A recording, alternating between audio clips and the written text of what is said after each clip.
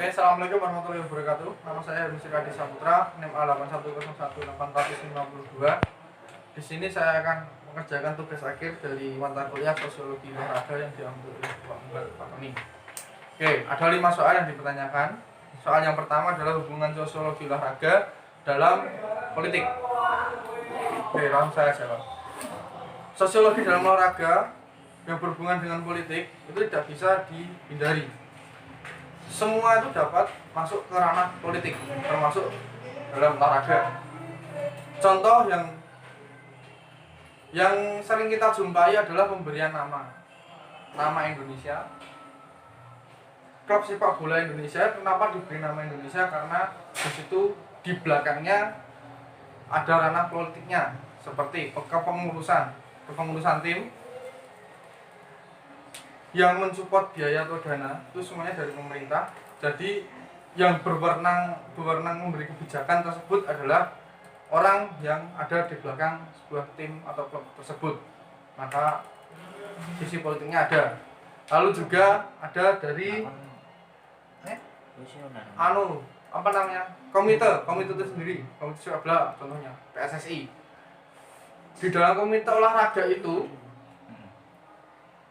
banyak yang karyawan ataupun pengurusnya itu tidak dari olahraga secara langsung. Berarti contohnya dari segi pengusaha ada, dari segi aparatur negara juga ada. Bahkan seperti yang kemarin PSSI dipimpin oleh aparat negara, TNI. Dan itu pun jabatannya merangkap jadi gubernur, jadi tidak bisa memfokuskan pada satu hal. Itu juga termasuk politik dalam olahraga. Oke. Terus pertanyaan kedua, hubungan sosiologi olahraga dengan ekonomi. Olahraga dalam ekonomi itu di masa sekarang sangatlah kental, bahkan setiap event-event pasti ada. Contohnya seperti ini. Contoh dari segi atlet sendiri. Atlet akan dikontrak oleh sebuah klub atau tim. Otomatis dia akan bermain di tim tersebut dengan berdasarkan mendapatkan gaji atau pendapatan. Oke.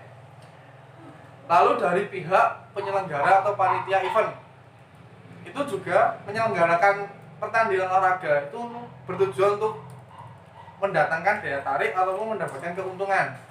Keuntungannya diambil dari mana? Bisa dari tiketing, penjualan merchandise dari klub-klub yang sedang booming, itu dari pihak panitia atau event organizer. Lalu dari pemilik klub dapat mendapatkan keuntungan dari mana? Yang pertama dari penjualan pemain, transfer pemain, itu bisa mendapatkan keuntungan juga. Yang kedua dari penjualan jersey atau merchandise dari klub tersebut, menggunakan nama besarnya untuk memperjualbelikan barang. Biasanya barang olahraga seperti jersey, kaos kaki, sepatu, bahkan bisa juga masker. Seperti Barcelona juga menjual masker. Oke.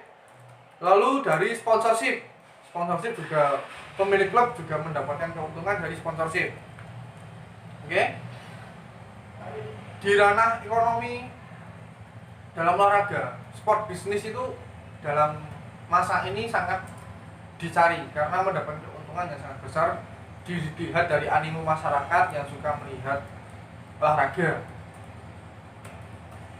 Contohnya aja dalam ajang Olimpiade di Los Angeles tahun berapa ya? Tahunnya saya lupa, 1900 berapa gitu. Itu menghasilkan keuntungan 223 juta dolar Amerika. Dilihat dari itu, maka jika sebuah event olahraga dikelola dengan profesional, maka akan mendatangkan atau menghasilkan keuntungan di segi ekonomi, di samping juga ekonomi. Oke.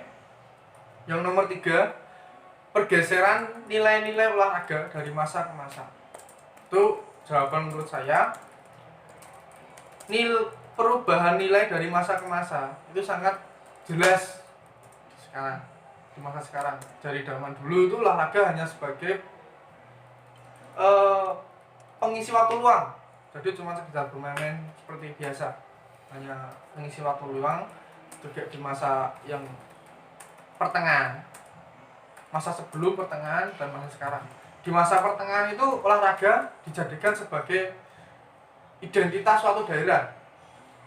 Bisa disebut begitu karena permainan zaman dulu, olahraga zaman dulu itu bisa dijadikan oleh permainan tradisional, olahraga.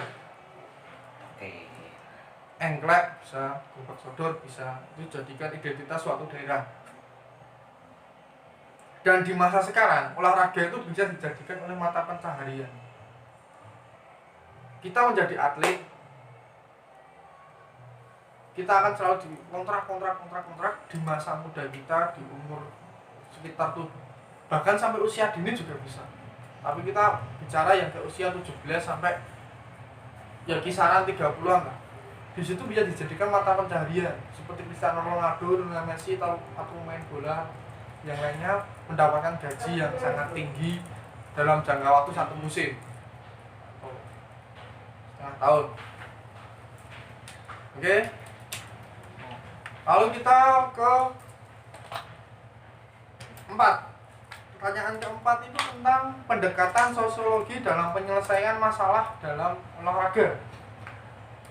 Peran sosio dalam pemecahan masalah dalam olahraga.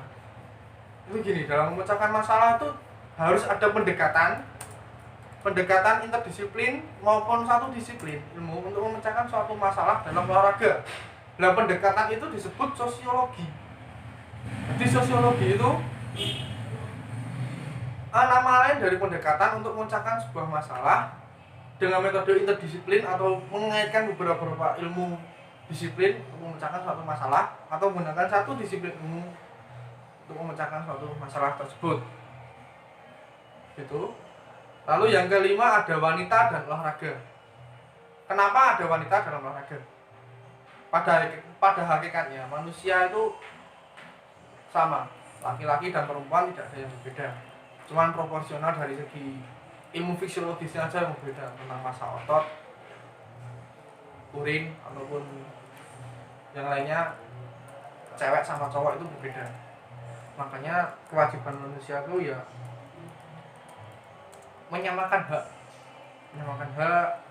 tidak membeda-bedakan sesama manusia.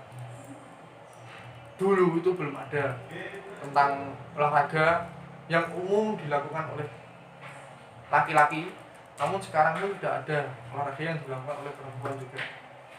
Contohnya gula kan umumnya dilakukan oleh laki-laki, namun pada masa sekarang perempuan pun juga ada gula perempuan, MMA bahkan yang lebih ekstrim. Oke. Mungkin itu yang dapat saya sampaikan. Mohon maaf jika ada salah kata. Akhirul kalam, wassalamualaikum.